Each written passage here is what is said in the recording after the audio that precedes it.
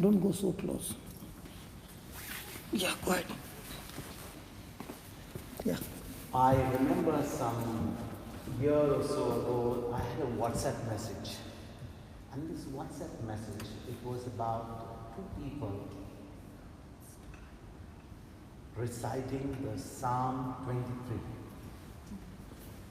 We know that? Yes. Psalm 23, it says, "The Lord is my shepherd, there is nothing I shall want. Fresh and green are the pastures, where he gives me repose. Near restful waters he leads me to revive my drooping spirits." And it goes on. And you know what? These two people were actually in front of a big audience. And there was this, it was exactly a competition, but it was something that they had to recite, the Psalm 23. So the first person comes and recites Psalm 23, and he says, and he very eloquently, proclaims Psalm 23. The Lord is my shepherd, and with all the diction, with all the grammar, the commas, the exclamation marks, everything that was there, he gave the Psalm 23. And at the end of Psalm 23, you should have seen the applause. Can you imagine someone, proclaim Psalm 23 or recite Psalm 23? Everyone is so delighted because the way it was delivered, everyone was standing and clapping, and this guy felt, wow, that's it. Now came the turn of the next person who had also recite Psalm 23. So he started. He started with Psalm 23 and he said, "The Lord is my shepherd." I can't tell you how he did it, but as he began to pray, there was a total silence. And by the time he actually finished, instead of hearing all applause, you know what happened? The people there were actually on their knees, bowing down, and were in prayer. Are you with me? Yes. The first person did the same thing, and everyone was clapping and shouting, "Wow, what a recital, what a wonderful recital, what a wonderful delivery of Psalm 23. But when the next man did it, he actually got everyone in prayer. Now can you tell me, two people recited Psalm 23, what is the difference between the two? In the first case, yes. In the first case, the guy knew Psalm 23 well. He had by-hearted it well, so that he could actually deliver it in such a way that he could actually impress his listeners. But the second person, when he delivered Psalm 23, you know what happened? He got everyone into prayer. Why? Because he knew the shepherd. Can you see the difference? Two people who delivered Psalm 23, one knew the shepherd, and so the shepherd, every word that he uttered from Psalm 23 was like he was saying, "The Lord is my shepherd." When he meant that word, "the Lord is my shepherd," he had experienced the shepherd's love. He had experienced the shepherd's protection. He had experienced the shepherd's provisions. He had experienced the shepherd gathering him when he was on his prey. He had experienced all that. And when he had already experienced that shepherd's love, for him, Psalm 23 was not just a matter of reciting or just a matter of quoting the scripture, but it was knowing the shepherd whom he was speaking about. Today, we are talking about the shepherd, aren't we? Yes. Psalm 23, and then we talked in Isaiah 40, verse 11, right? We talk about what the shepherd does. Now, what I wanted to say is, all of us are here to listen to God's word. We are here, we make down notes, and the most important thing is, someone said among you in something so beautifully, what happens after we go out? When we sit in a classroom like this, we are not going to be faced with any challenges because we are only in the presence of the Lord listening to His word. Where does the shepherd really have to be your shepherd? In this room? Because you're listening to his word?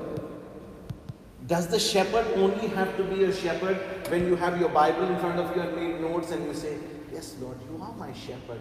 Or is it that you already know him as a shepherd? You have already experienced his shepherdhood all this time of your life? And if you're not, is it that at the end of this class when you go out, you're going to see yourself like a sheep, and that Jesus is going to be truly your shepherd? Otherwise, what's going to happen? Like any other class, it's going to be. I used to always say personally, for me, when I used to think about Jesus, and I grew up this way. Let me tell you, I grew up in a Catholic home. When anyone said Jesus, I had a picture in our house of the Sacred Heart of Jesus and Sacred Heart of Mary. So you must love Jesus. So you must go to the picture of Jesus and you say, Jesus, I love you. And look at him. And many times I used to go to somebody else's house and I used to go to the church and to another church.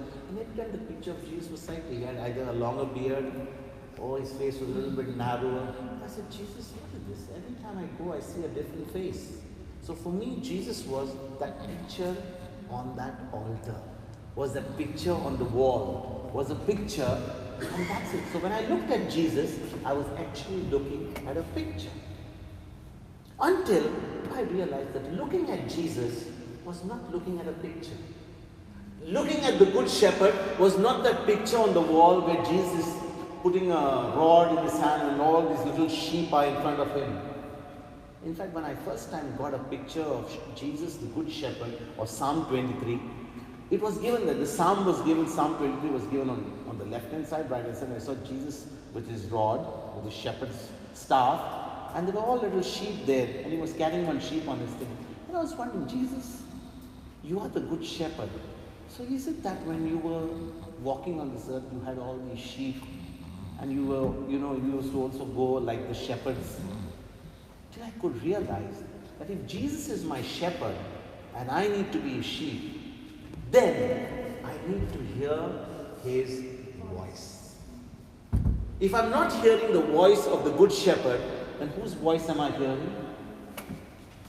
I could be hearing the voice of all the things that go around in the world.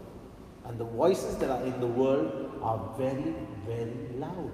You don't need to make any effort to listen to the voices that are outside. Then again, another thing came. Whenever I went to a retreat, I used to attend a lot of retreats because when I was in the Middle East, in Bahrain, and even when we were in school, it was mandatory to every year go for a retreat. In the year, in between, during the year, there used to be retreats. So you go to a retreat, you go to a seminar, you go to a conference, and every time you learn something new.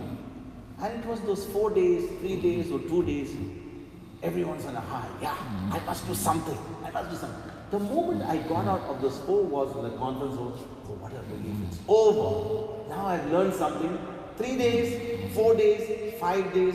By the end of 7 days or 8 days, I was completely out. The conference was not here at all. Anything that I learned was all gone.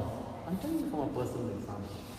Later on, I also reached the stage where you make a commitment. You say, Lord, today I've listened to your word. This truth I've seen the miracles. I've seen blind eyes opening, deaf ears opening, and I've seen people walking, the lame walking. I've seen people who have been instantly healed. And I began to realize, wow, Lord, really, you are alive. You're the same yesterday, today, and forever.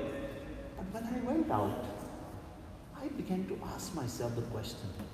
I live in a world where these things which you see in the wall, which Brother Johnson when he prays, or a healer lays hands, these things you don't see in the world because everyone doesn't talk. If someone's like, can we go to someone to pray over? The first thing they would say, let us go and see this specialist. Let us go and see this doctor. If someone doesn't have an issue with money, how you could get a loan from a bank? Yeah. So everything that I would think about would be exactly contrary to what I used to learn in the 4 walls or at a retreat or at a seminar. Are you there? Yes. Are you with me? Because for me, whatever I learned I thought that there were so many others who also believed that they can do the same, or they can also be changed. But unfortunately, when I went out, just like me, what I learned after 4 to 5 days, it was already gone. It was out of the window, it was out of my mind until there was another retreat, another seminar, and so it went on like a cycle, year after year after year. So the picture of Jesus was just like there for me to come and just talk and say a few Hail Marys, say an Our Father, utter a little prayer, and that was it. There was no relationship. Until one fine day, I got a CD of A Soul and the Seed. I don't know the CD which you have probably seen, it's being distributed right now. This was way back in 2009. I was in Bahrain and I was already in the renewal. I was a member of the Couples for Christ. I don't know how many of you have heard about Couples for Christ. So this is a worldwide movement where couples join together and make a covenant. So we were already in the renewal, and one of the requirements of the Couples for Christ was that you have a regular weekly meeting, you have to read your Bible, you need to pray for 15 minutes, you need to welcome new members, you need to have a program. So all this was being done. But the Word of God never made a difference in my life. The Word of God was never real to me. I used to take the Bible, and since the requirement was 15 days I need to read the Word, I would nicely finish reading 15 days. Sometimes if I was in a mood, I would probably go to the Old Testament and then look at my watch. Oh, I've already read half an hour. And I would feel that I've really done my job for the day. Are you understanding what I'm saying? For me, to read the Word of God was more of an activity than to study. So once I finished reading the Word of God, I thought I had done a lot for the day. It was like a spiritual exercise. I have read the Word. But how much would I understand of it? How much would I decide or commit to apply to my life? Was never there. So when I began to listen to this CD on the Sower and the Seed, it was Brother Johnson who had preached that, and it was not even at a retreat which I attended, but someone who passed that CD to me, I began to realize, wow, the Word of God is a seed. The Word of God is a seed. Everything that you would ever do in your life is a seed. The kingdom of God is like a seed. And Jesus, the Good Shepherd, has come with seeds, a bag full of seeds for us. And He Himself sowed that seed. What did He sow? The Heavenly Father sowed His Son. One seed. Jesus Himself was that seed the Heavenly Father sowed on this planet Earth. When Jesus died, and He died for us and rose again, just like that seed, when it is sown in the ground, it has to die in order to bring a new plant. The Heavenly Father sowed one seed, that is the Son, so that you and I would be sons and daughters of our Heavenly Father. The Heavenly Father sowed one Son. One Son He sowed. He died and He rose again. The Heavenly Father did not have just one Son, but all those who believed in Him were now sons and daughters of our Heavenly Father. Wasn't that wonderful news?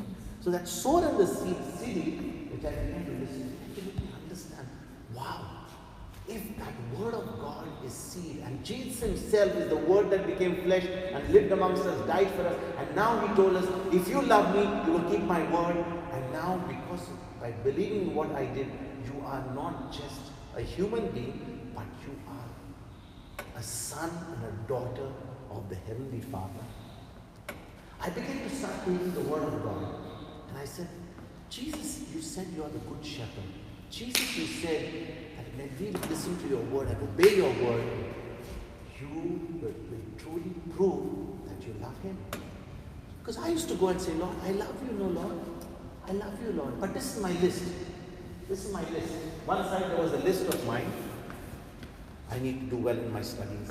I need to get a promotion. I need to get an increase. I need to have good health. If somebody is not well, get them all fixed up.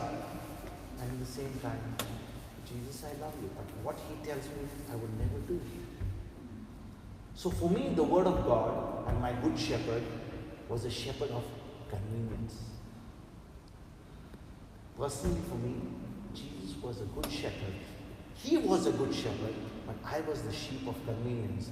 And today when Brother Johnson was just sharing a short in the morning, he says sometimes the shepherd has to break the legs of some sheep. You know, I was listening down, he has to break the legs of some sheep so that they don't fall off the cliff.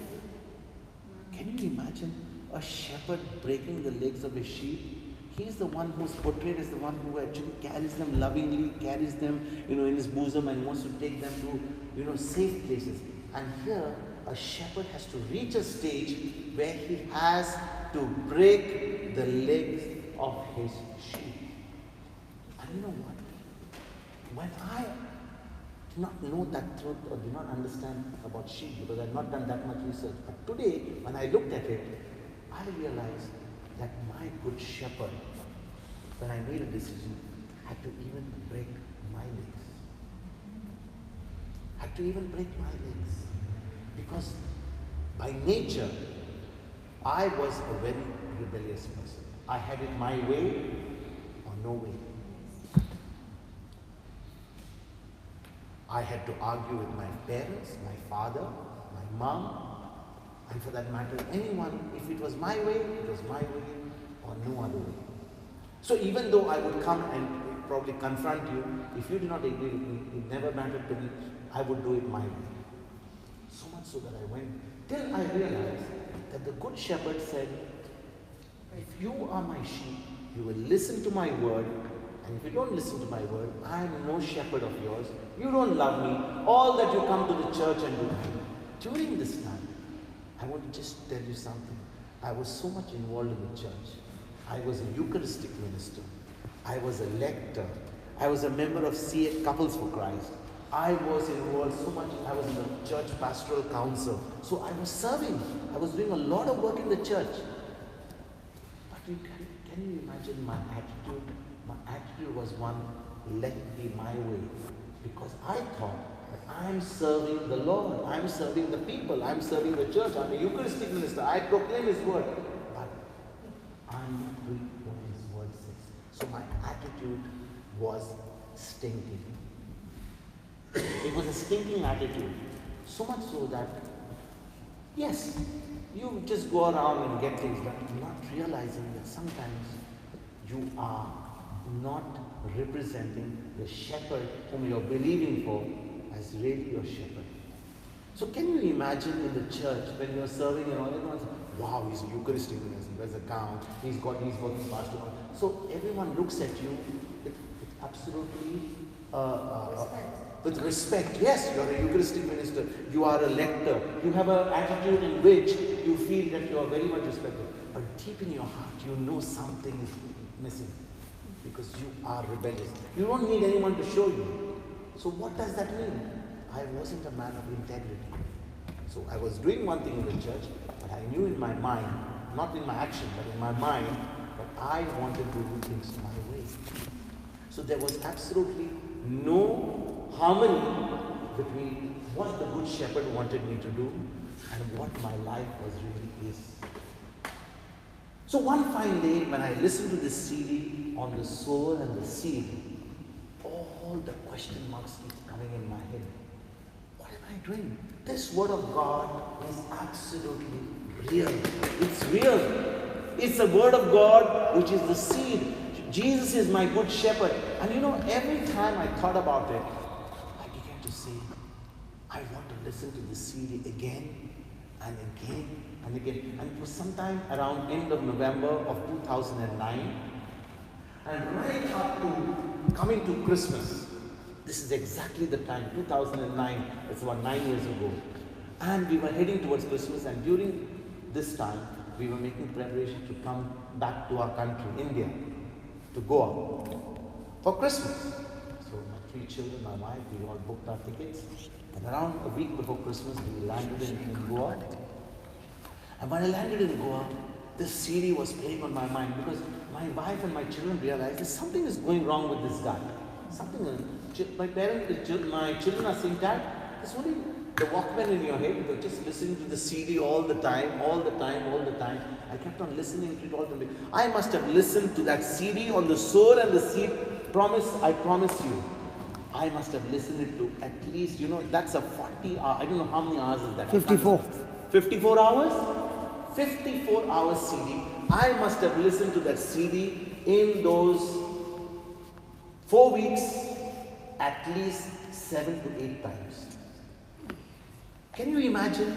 24 hours, I'm listening to it. Even as soon as I have my dinner, I'm off to it. I'm going for a walk, I've got the CD with me. I go to work, even driving, I'm listening to it. I even go to my workplace, I'm sitting on my chair, immediately I put it on the computer, I bring the CD, put it on, and I'm listening to it. And as I began to listen to that CD, it truly stirred me up to such an extent that when I came to India, I saw on that CD there was an email address, and I sent an email to my dear brother Johnson. I said, brother, I heard your CD and this is it.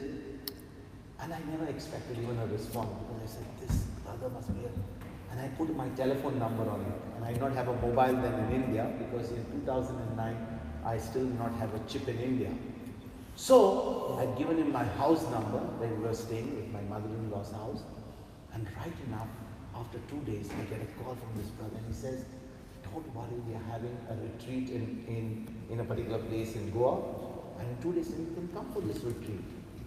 And brothers and sisters, after this CD, I began to read the Word of God. I began to spend this time and asking the Lord, Lord, help me to understand this Word. Let this Word become so real to me. But as I began to go to the retreats, and at that time, not all the teachings which were there, the teachings never used to be on YouTube, but they used to be on CD. So I used to ensure that I would get the CD, I would get as much as possible. As I began to listen to it, I realized that listening to the talks, reading the Word of God, applying it in my day-to-day life, and realizing that if even I lay hands, I remember this one particular scripture. It says, brother when he was teaching that, when you lay hands on the sick, according to Mark 16 verse 16, these are the signs that will go with believers. It was something that really questioned me to such an extent. If you are a believer, then definitely you need to lay hands on the sick. You need to cast out devils. You need to speak in tongues. Even if you take any deadly thing, it should not harm you. So all these things began to sort of convict me. Am I truly a believer?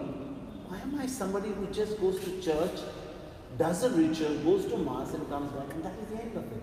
Am I convinced about my faith? So this particular CD sort of stirred up everything with me. And I began to say to myself, I've learned so many things over the years. I've learned that Jesus is there on that picture. Jesus has a fake face. And then I also listened to his CD in which he says, God made us in his image and likeness. Does everyone know that? In the book of Genesis, God says he made man in his image and his likeness. And I remember listening to Brother Johnson's CD, in that he says, if God made us in his image and likeness, then every time I would go to the mirror and I say, yeah, God looks like me. So what happens if my wife goes, so God, how many faces you have? I literally went to that stage. But when he said, God made us in his image and likeness, he made us in our spirit, exactly like his son Jesus. And then came the next topic about spirit, soul and body. So every topic that I went to deeper, I wanted to know what is the meaning of being in the spirit, like Jesus. I couldn't understand spirit. Then I began to understand that we are not only a soul and body, but we are a three-part being. And that was like something like out of the world. Because for me it was body and soul. Every time we went to somebody passed away, their souls have passed away. Spirit? I never thought about spirit. I knew only about Holy Spirit, but I thought we never knew that we were a spirit. So that was another thing to know what the shepherd had done for us. That in our spirit, he had made us just like him. Then I began to realize that if the shepherd, good shepherd, has made us like him because we believe in him through our baptism, then I had to be like him. So if I have to be like him, I just realized my life was far from what I said, God, I'm absolutely a miserable person. I mean, I'm far from what you are saying in your word. You say to me, I'm just like you in the spirit. But look at me. I have got a double standard. I'm in the church one face, I'm outside another face, at home another face. I've got different faces, different places. I'm not the person who can have one face everywhere. Then I began to realize that it was the renewing of the mind. Because every power, everything that God has put in us is in our spirit. So in order for that to manifest on the outside, this mind had to have a renewal. So there was a scripture that showed me where I need to go. And in Romans chapter 12 verse 1, it clearly says that. It says, Romans 12 verse 2, it starts off by saying, brethren, offer your bodies as a living sacrifice. Can we go there to Romans chapter 12? Let's start Romans chapter 12.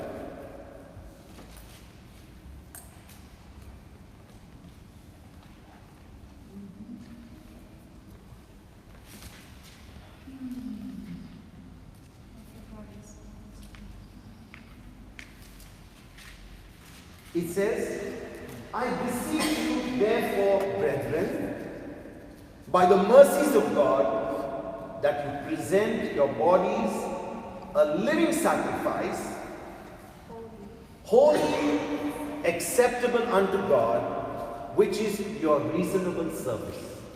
Okay? Now come to verse 2.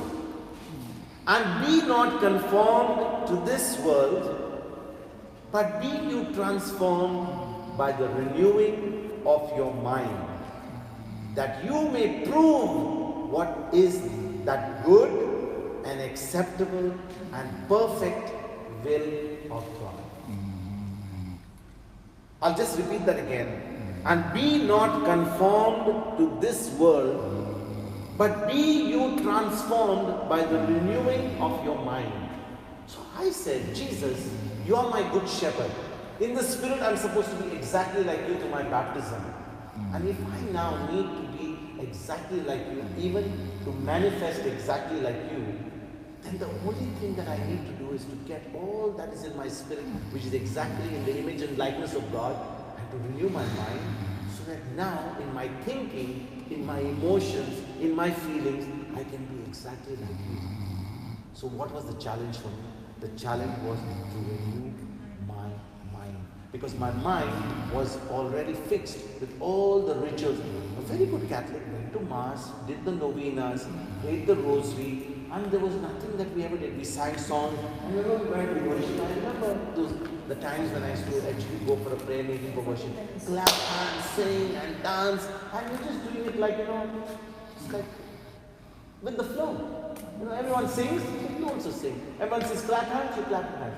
You don't even understand that when you are coming in the presence of the Lord, it's not that you're worshiping Him only at that moment, just with your lips, with your hands.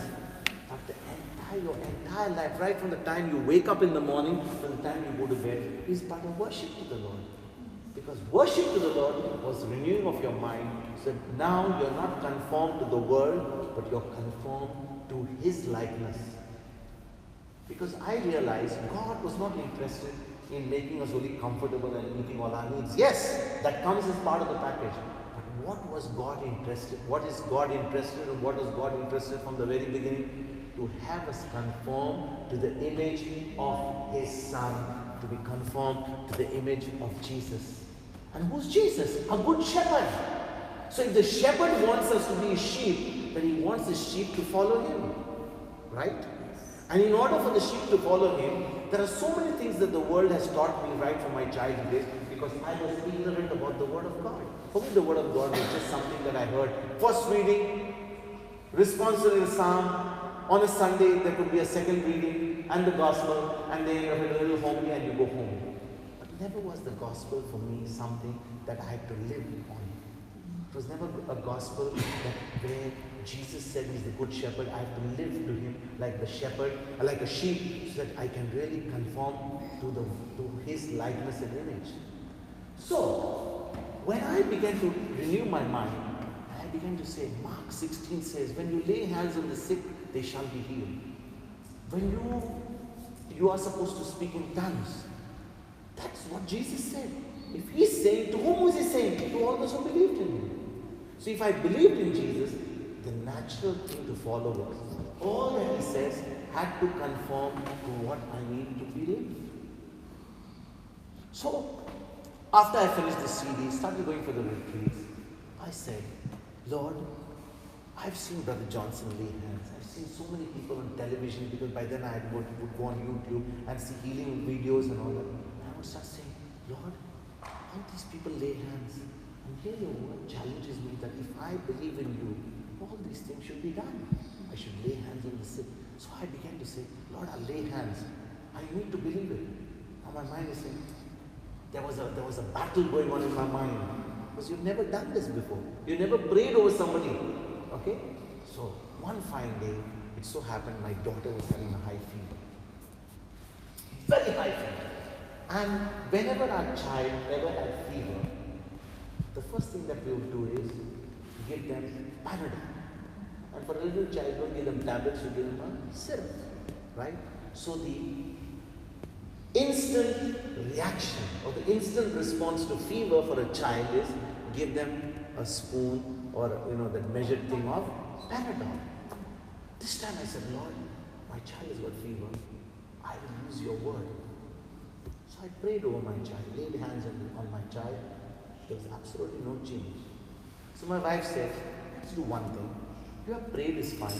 Let's give a Calpol as well. No, I said, hold on. When I prayed, I believe that she's healed. My wife said, she's having a high fever. We don't want the fever to get. She said she's shivering. And this is. So I let go and I said, okay, give a Calpol as well. But I prayed over as well. Now, after some time, the Calpol worked. Right? After the Calpol works, and you have also prayed now, how did the fever go? Did the Calpol work or did your prayers work? Would be the instant reaction, right? Did your prayers work that you laid hands and rebuked the fever? Or the Calpol which was already ministered to her, did it work and get the fever out? But praise God. God is such a loving God, right? The fever left. And this fever which was coming to her over a period of hours, once the Calpol effect goes, you have the fever coming back. I realized that fever did not come back again.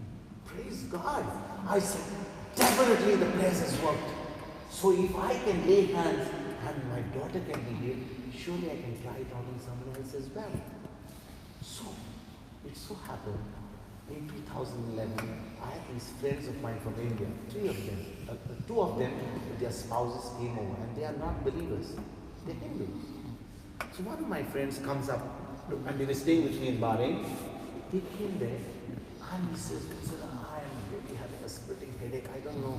I'm thinking of taking a Panadol. I said, look here. I am going to pray over you. Is that fine? Yeah, please. Now it was really something that I had become bold enough to pray. Right now, you have to virtually see whether when I prayed over him, whether the headache would go, what anything would happen, and then what would be the response. Praise God. After that incident, this was my second customer after my daughter. So I laid my hands on him and I commanded according to Mark 11:23. I said, headache in the name of Jesus, get out of my friend Deepak. Get out right now. He said, I can't pray all this when you're the body of Christ, all these other problems. I just commanded that fever to leave. I prayed over it and I sat down. It must have been hardly 3 or 4 minutes. And this guy tells me, see, my fever is gone. My headache is gone. I'm feeling absolutely light. And then it gave me the opportunity for the next 4 hours to tell him about Jesus. Can you imagine? Next 4 hours we were talking about Jesus to my friends. Just because of his headache going. So he and my friend and his 2 wives sat there and I was preaching for the first time. I never even preached to my family the Word of God. That was my first preaching opportunity. I was preaching to them about how the Word of God works. Well, there's been not much change in them, but I know that they are still my friends, and they are very much, in fact, we have a group. And what they have done in the group is, in this group, there are 5 of us, 5 friends. So they have put there, the name of the group as 4 idiots and 1 saint. That's the name of the group. Now, I can't ignore my friends. So whenever I see something uncensored, immediately say, sorry, Father Vincent, this was not meant for you. So they always think that, anything which is not censored on the group, they know that there is Vincent there, and now they also know that I'm here in the UK. Just yesterday, this friend of mine says, Father Vincent, I hope you're doing a good job. So they pull my legs in such a way. But what is important is, I have already sown a seed of the Word in my friend's life. Only because God was faithful to get that headache out of him almost, I think, about 8 or 9 years ago when they visited me. What I want to say to you, friends, is that the Word of God became alive for me. The Word of God became real to me after all my years being in the church, only when I understood what this Word of God is really all about. And when I realized that the Good Shepherd, Jesus, says that we are His sheep, then the only way to prove to Him that we are His sheep is to be able to hear His voice. Brother just shared in the morning that the shepherd, even at times, has to break the sheep's leg. And brothers and sisters, even after I went into the Word, sometime in 2014, I experienced a big storm in my life. I used to work in Bahrain, and in 2014, I was accused at my workplace, falsely accused. When you are in the Word of God, does this mean, I remember you, sister, just asking this question in the afternoon. After you are with the Word of God, after you have the Word of God, does it mean that once you have fired all the bullets, the devil is going to leave you? That you will be able to be at peace and now your relationship with Jesus will be so nice, it will be a cruising relationship. The devil is far away, he will not even come near you. Did you think that way? That's how you thought. Yes. That's how you think now, or you think differently? Well, I think that if I am in peace with the Lord and with my actions, Yes. other people can make their own choices. No, I'm not questioning that.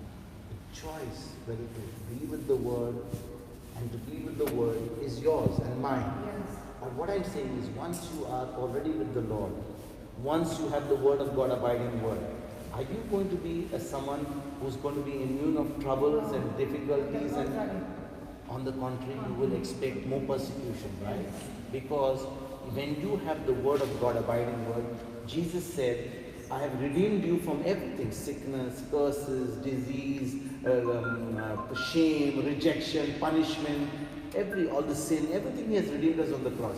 There's one thing that He has not redeemed us from. And you know what is that? Just one thing.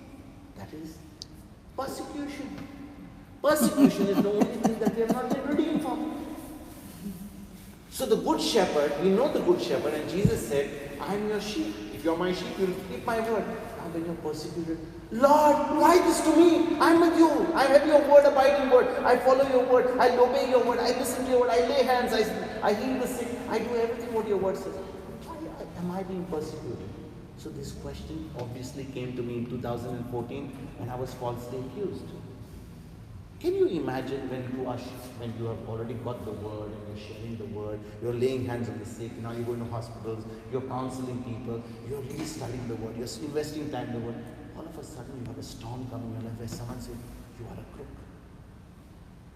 Have you been reading from that? And it so happened during this time, when this false accusation came, I actually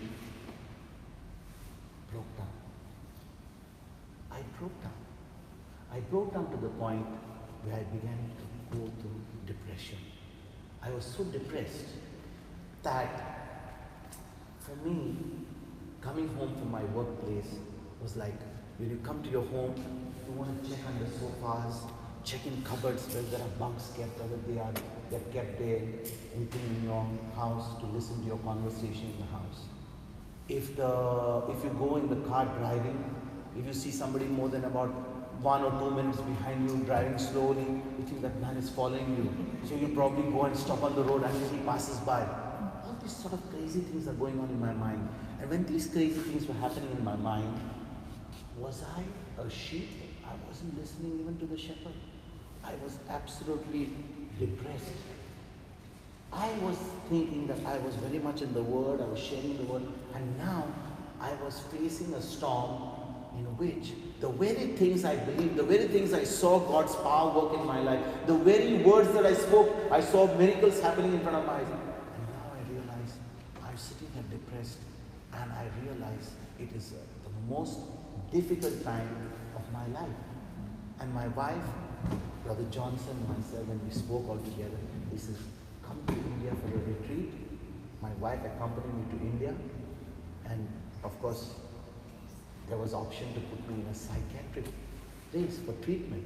Can you imagine when a person goes through depression?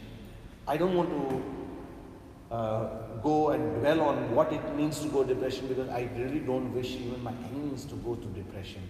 When you go through depression, you even sometimes question your very, just like, remember the story of Job? Job, in the story of Job, Job even questioned and said, why was I even born?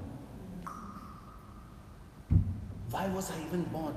You begin to realize all that your life was a waste. Every negative thought that can ever come. And at that time I began to say, Jesus, you're my good shepherd. Jesus, your word is alive and active. But all those thoughts are not coming to me, because at that time in depression, you hear only the voice of the stranger. Does that mean the good shepherd has left you because you're hearing the voice of the stranger? Do you think the shepherd doesn't care for you? And that's why when brother said the shepherd has to even break the leg of his sheep, I realized at that time the good shepherd loved me so much that he had to break my legs. There are many a times when you think to yourself, you are in the Word, you're studying the Word, you go to a retreat, you go to a seminar, you go to conferences, you're hearing the Word of God, you're studying the Word of God, you're reading the Word of God, you're reflecting the Word, you're listening to CDs. But when the storm comes in your life, can you handle the storm with the Word of God? Can you fight the Word of God? Can you fight your storm with the Word of God? Are you so deep in the Word of God that you know that your good shepherd is going to give you victory? And that is the time I was at my weakest. But I realized the good shepherd, when he loves you unconditionally. He will make a way somehow or another. And he had put Brother Johnson in my life almost 4 to 5 years before that. Because I told you, his CD was the opening in which I began to love the Word of God. So when I came to India for the retreat, this brother who goes around city to city, town to town, country to country. In fact, he's never in one place. He's always sharing the Word. In India, he's from one north to south, east to west, whether it's Australia, Canada, USA, the Gulf. He's always on the move in the UK. You know that. And here I was, the good shepherd not leaving me. He had broken my legs. Not physically, but he had broken my legs because he now wanted me to sit there and not move around but listen to his word. And Brother Johnson just took me to his place for 15 days. Can you imagine? He puts aside everything else, and for 15 days he just fed me. He spoon fed me the Word of God, which I believed. But at a time when the stranger kept bombarding my mind to such an extent that I had gone to depression. And so, those 15 days was a time where the Good Shepherd, through Brother Johnson, ministered to me the Word of God. 15 days, one-to-one with Brother Johnson at his house in Bangalore. I received the Word of God, spoon-fed. And at that time, in spite of being fed the Word of God, the stranger was like, giving his best shot. So much so, that every time brother would teach me the Word of God, share with me the Word of God, give me the CDs to listen, then take a revision and say, what did you learn? I want you to call your wife and on the Skype, share what you have been. Preach the Word to her. I found the stranger was giving his, it's like how you can imagine when you are fighting, the enemy does not give up, he wants to still give his best shot. The enemy kept on putting in my mind to question the Word of God, which I had already believed and I had already made a stronghold in my mind. But during those times, it was such a difficult battle, I would go back to brother and ask him the same question over and over and over again. I would like to honor this brother because he went through that, and if he hadn't gone through it, he would not have understood what I was going through, because as you have heard from his testimony, he went through a stage of depression which was much higher. That he had forgotten his own name, the name of his wife, the name of his children. But for him to minister to me one-to-one and to understand my situation, he also is human. To reach a point, I asked him the same question again. And he asked me this question which he asked you, sister, this afternoon. Are you a woman or are you a man? So he asked me this question. Brother, you ask this question again and again and again. And the Lord told him, ask him just one question. Vincent, are you a man or a woman? I think you are a woman. And you know what? I was very aggressive to him. I was very aggressive to brother. I said, brother, how can you say that to me? I'm a man. How can you say this to me? And he said, I don't think so. I don't think so. I said, I'm a man. And he said, if you know, you're sure you're a man, why can't you believe this word that you have been studying and you know all these years? Why can't you be sure that that written word is true? Can you imagine my situation? That although I'm being fed, I'm being spoon-fed like a child.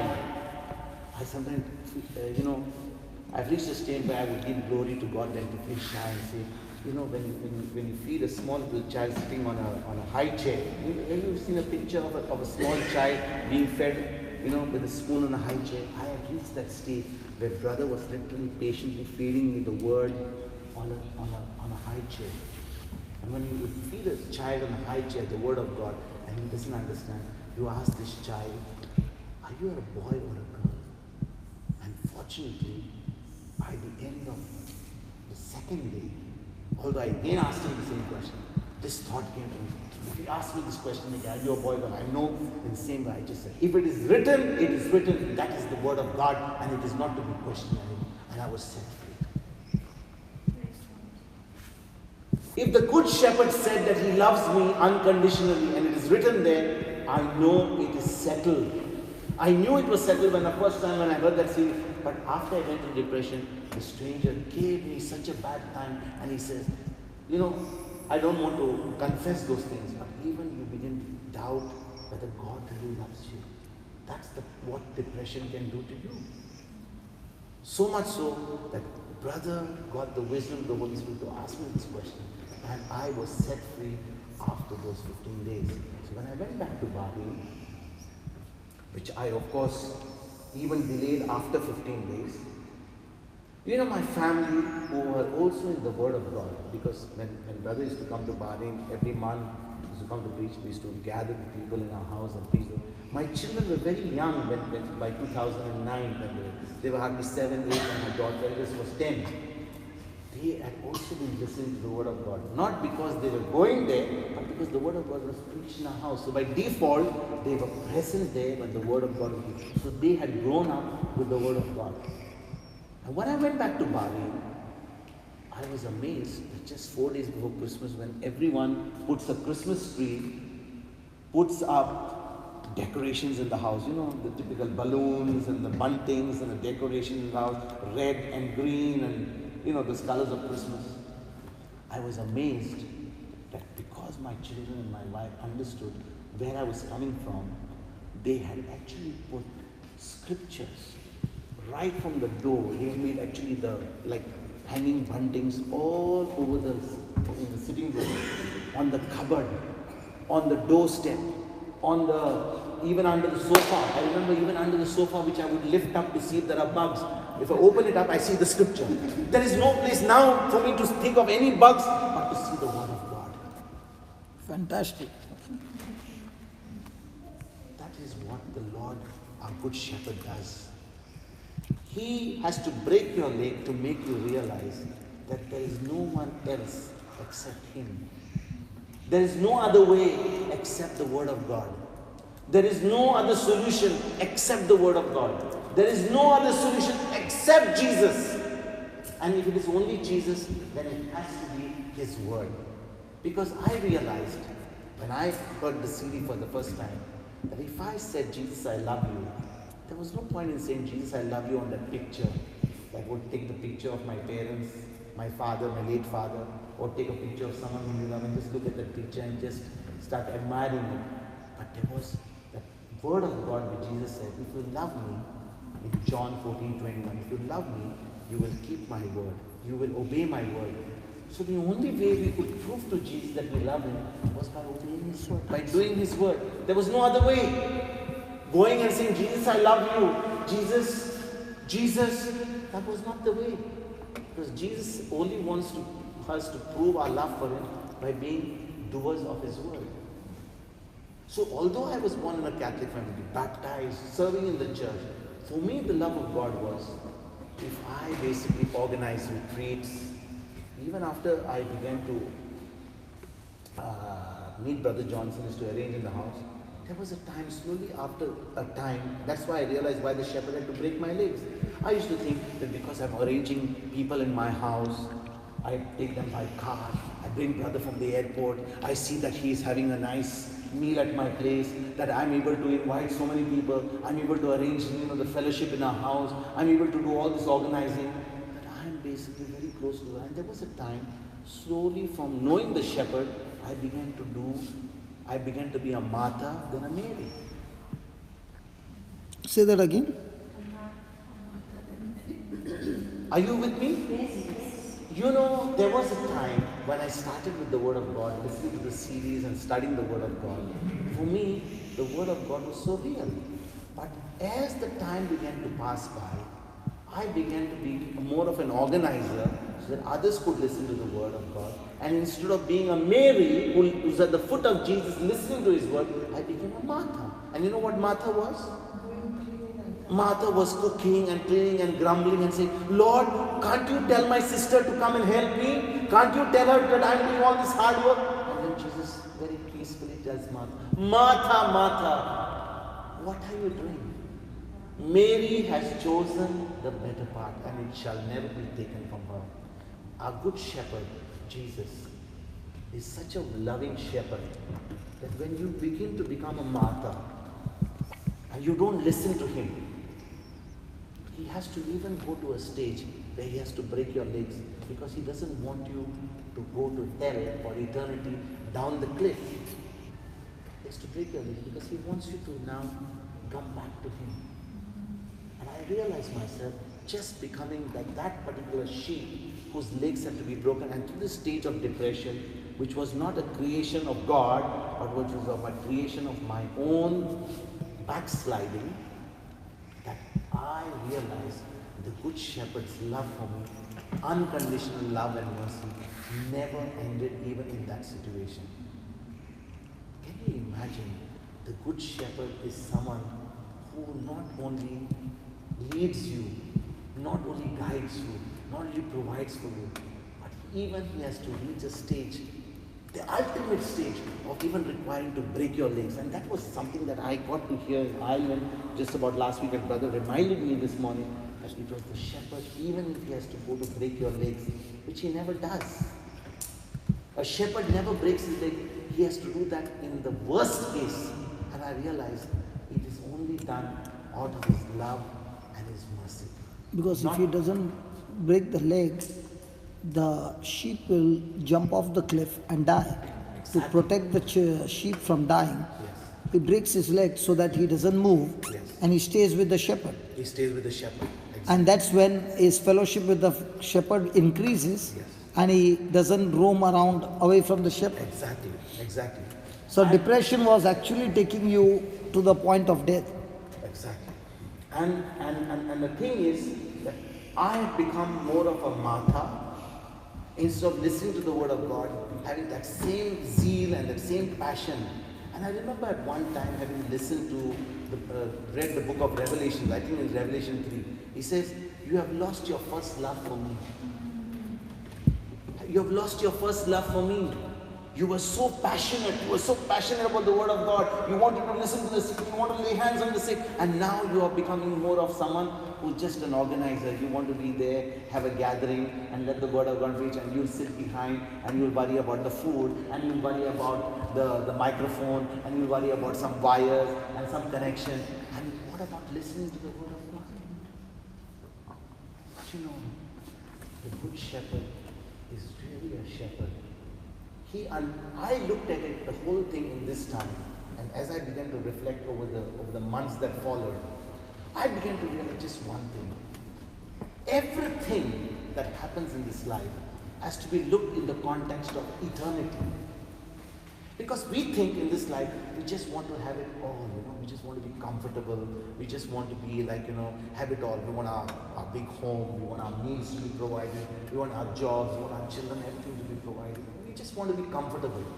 But when we look at it in context of eternity, St. Paul says that these are just light afflictions. All these things that happen are just light afflictions. Can you imagine that we go through depression, we go through all these pains? These are only light affliction. He was talking about light affliction in the context of he being in prison after having a beating. And when we talk about our afflictions, something that has come against us, I just began to look at everything with respect to eternity. There is a time where there is nothing of all these things that you have to go through. It's just to be with the Lord forever. So if you go through a little bit of trial, a little bit of difficulty, and the shepherd has to reach a stage where he has to break your legs because you will be lost for all eternity, that you go down the cliff, and he has to reach that stage. He had to do it with me. He had to do it with me. When he did it with me, he did it out of love. He did it out of love. And just like when Jesus breaks the leg, he doesn't keep you lame, does he? Because he's our healer. He breaks your legs so that you will get to know the shepherd, and then he fixes your legs, he fixes everything one by one, so that now you will stay close to the shepherd. Isn't that wonderful? Yes. So my testimony today, brothers and sisters, my testimony about the goodness of the Lord, just to share with you my own gospel. I've actually gone through a wave in my relationship with the Lord. I just thought it was a wave. And the important thing is, God doesn't want us to be on a high, on a low with Him. He says either you are hot or you're cold, but you can't be somewhere in between. You can't be lukewarm and be acceptable to me. If you're low, that's it. If you're high, stay high with Him. There is no middle ground with the Lord. And so when this good shepherd had to break my legs and get me back to Him close by, he taught me one thing: trust Him. And we all know what trust is. That even if His promises don't come to pass, you're going to say to yourself, Lord, even what your word says, it doesn't come to pass in my life, my relationship with you, my love for you will never ever stop or cease. Because if you're going in the level of trust, what happens at that level of trust? And you're praying for something which you're believing for. Your faith can waver, can't it? You can start doubting. Yeah?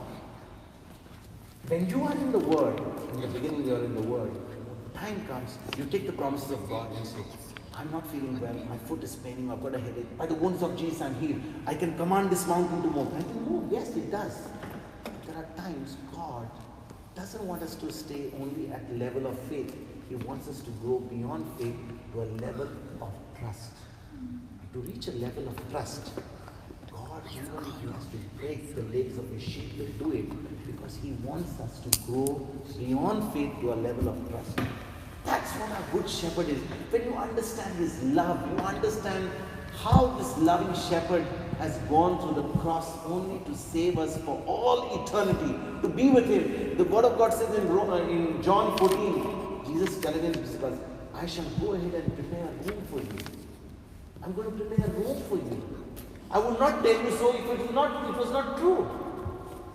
Can you imagine the Lord Jesus, our good shepherd, has gone ahead of us to prepare rooms for us? So when you think of it in terms of eternity, the good shepherd has given us a promise. I'm going to prepare rooms for you.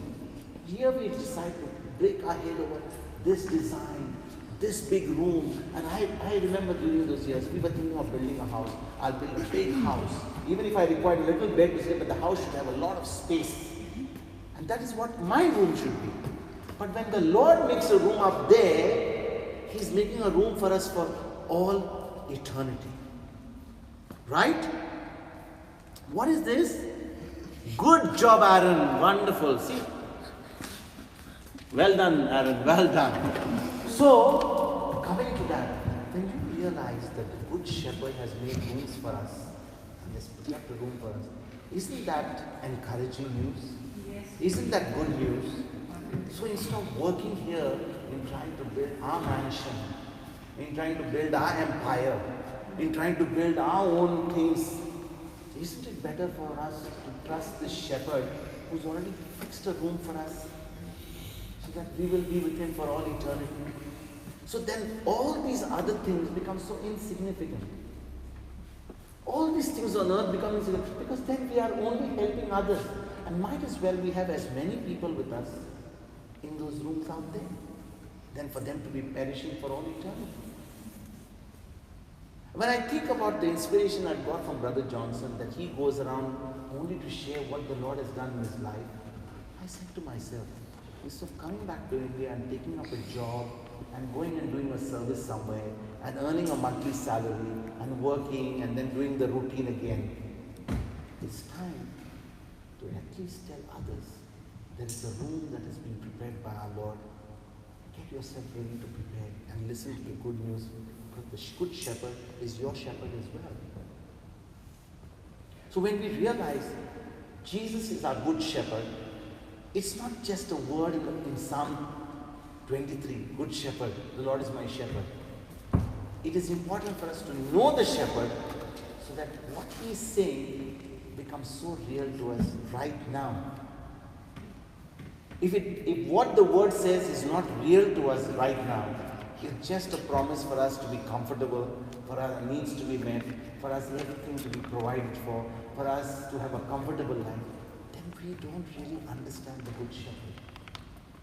But when we understand that the Good Shepherd wants us to really be the sheep, to be exactly what God wants us to be, the Heavenly Father, to be exactly like His Son Jesus, then to obey the voice of the Good Shepherd, although the voices of the world are louder, the voice of the Shepherd will never ever go away from our mind, because He has loved us and cared for us with an unconditional love.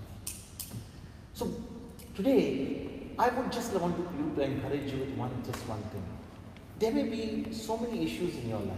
Maybe some of you may not have issues. You may just have your life going pretty smooth. But you need to ask yourself, if your life is so comfortable and you are not able to make a difference in the lives of people around you, it doesn't affect you or doesn't bother you that people around you are perishing, that they don't even know the truth, they don't even know the Good Shepherd. We need to ask ourselves, are we really knowing the Good Shepherd? Does the Good Shepherd need to come here again on earth to tell us that He loves us, or has He done enough already on the cross? He's shown us that He loves us with an unconditional by giving His all on the cross. So all that we need to know is, if He has done it for us, then we can do it for one another. And we can at least share the good news of the Good Shepherd to everyone around us. Amen? At this very moment, I just would like you to close your eyes and just think for a moment. Is Jesus really a good shepherd to me? Is he even a shepherd? We know the qualities of a shepherd. We know the pictures that we have seen of a shepherd. A shepherd always lovingly carrying the sheep, even the ones who are weak, even the ones, if there are 100 sheep, even 99 are grazing and one goes astray. He goes looking for, leaves the 99 and he goes for that one sheep. And every time I think of myself as that one sheep where the Lord went out to search for. Again the sheep, this 100 sheep, he found him, he brought him back, again he had to run away. He brought him back, again he ran away. But the shepherd did not leave us. He had to go searching for us. And because he did not want the sheep, this one sheep, not to fall off the cliff, not to be lost for all eternity, because his love and mercy endures forever, he even had to do something that he would never even dream of doing, of breaking the legs of his sheep, so that this sheep, in the context of eternity, would not be lost. Ask yourself, Jesus, are you my shepherd? Do I hear your voice?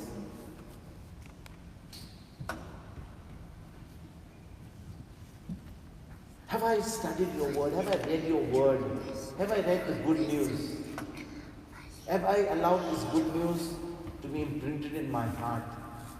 So that in the times of my storms or my difficulties, not when everything is going right in my life, when the storms keep coming, when the enemy comes putting those doubts in my life, do I hear the voice of the good shepherd, the voice that I have already planted in my heart?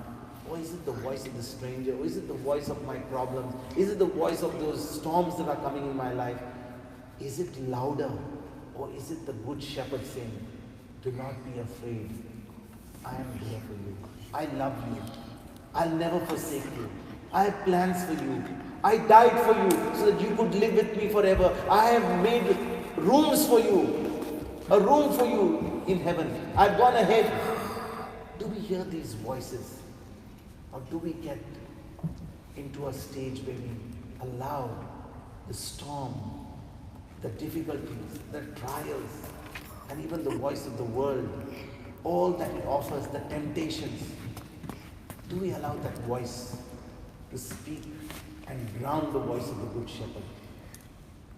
At this very moment, let's make this commitment that Jesus, you who are the good shepherd, love me unconditionally. Let us settle this once and for all. That his love, his mercy, his unfailing love and mercy endures forever.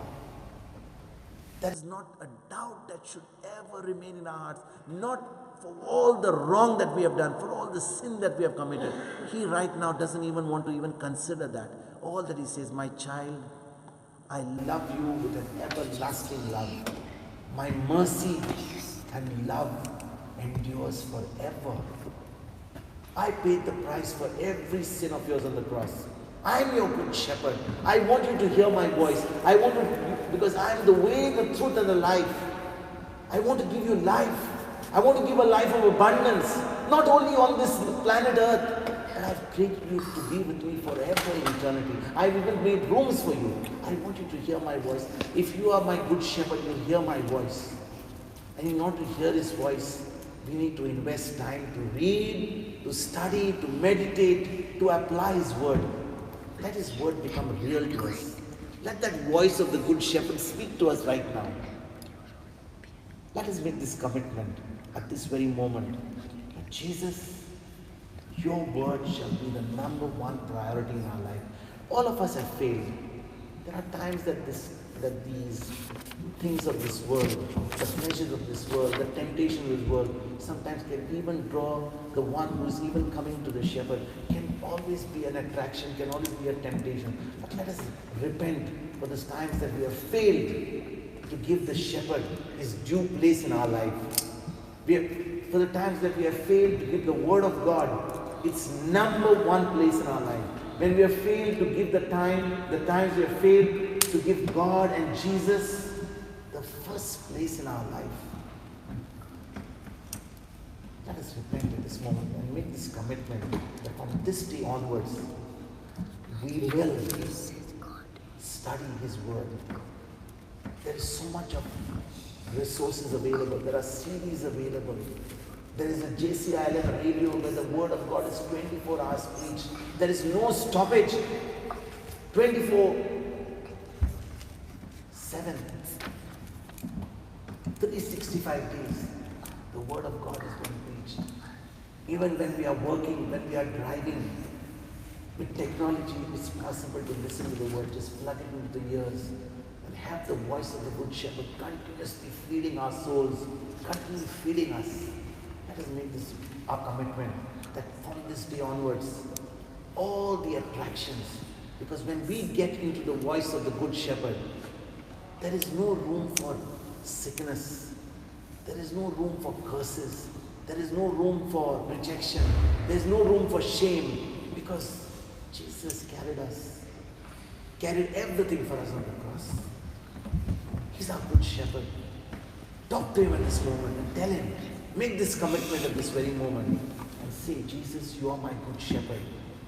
I love You and I commit myself to Your Word. I commit myself to studying Your Word, to reading Your Word, to meditating on Your Word, to doing Your Word, to applying Your Word in my life. I want to prove to You, Lord Jesus, that all these years You have loved me unconditionally and I have failed to respond. But today I want to commit myself to Your Word. I want to respond to that unconditional love by being a doer of Your Word. Let us make this commitment today. Let us make this commitment to make Jesus and His Word the final authority in our lives. Let that Word of God be the number one priority in our life. Let us make this commitment. Let us tell Jesus today. And Jesus, who's here right now, His Spirit is right here right now. It's just filling us with His love, with His grace, giving us that grace to fulfill His purpose in our life. He's putting right now those desires in our heart. The Word of God says in Psalm 37, when we delight ourselves in the Lord, He will grant us the desires of our heart. He puts His desires in our heart. When His desires become our desires, we are truly with the Good Shepherd.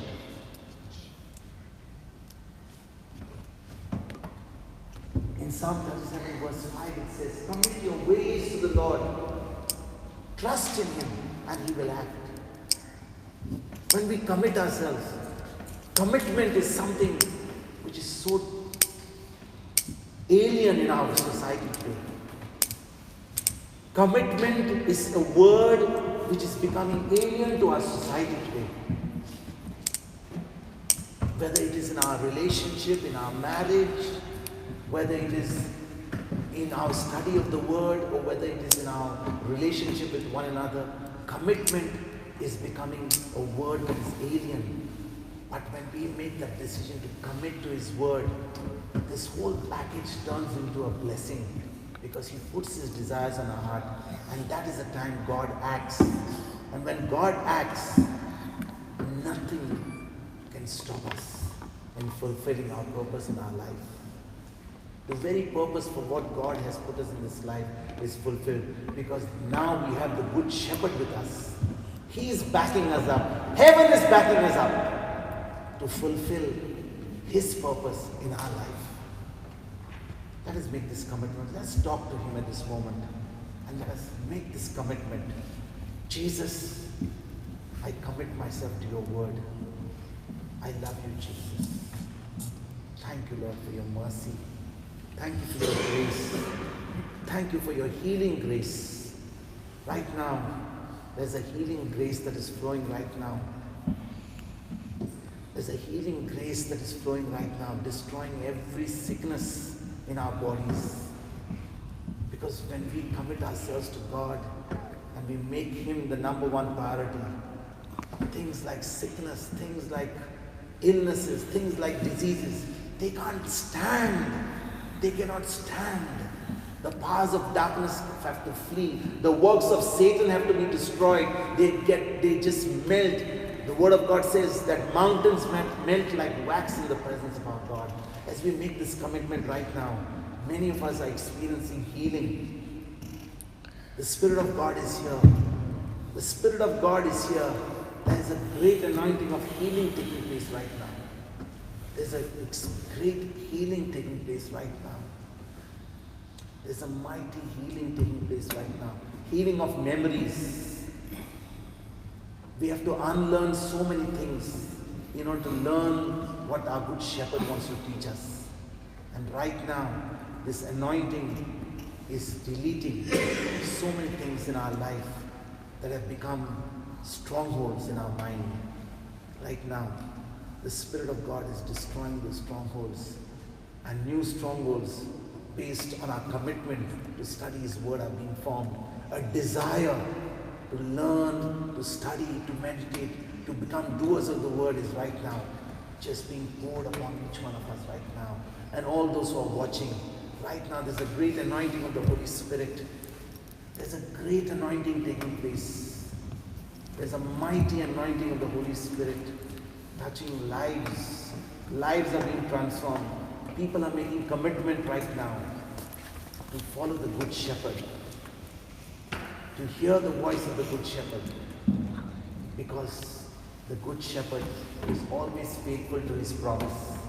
He has promised us a life of abundance, and most important, He has gone before us to make a room for us for all eternity with Him. Everything needs to be looked in the context of eternity. There is a room that is being prepared for all of us right now. Let us commit ourselves right now. Let us say, thank you, Jesus. Thank you for your mercy. Thank you for your grace. Thank you, Jesus. Thank you, Jesus. Thank you, Jesus. Thank you, Jesus. Thank you for your love. Thank you, Jesus. Let us spend a few moments in silence and let us talk to Jesus and make this commitment. Let us truly hunger and thirst for His living Word. Just like we need our breakfast, our lunch, our dinner, our snacks in order to physically provide energy for our physical bodies. Right now the Lord is saying, those souls of us, those minds of us which are filled with strongholds of the world and all that we have learned in error, the Lord right now wants us to give us His Word and bring us on the track of truth. He wants to feed our souls. He wants to nourish our souls. That power that is in our spirit, He wants us to get it released and want us to suck and draw into our minds, into our souls, so that we can experience victory here and right now. Thank you, Jesus. Thank you, Jesus.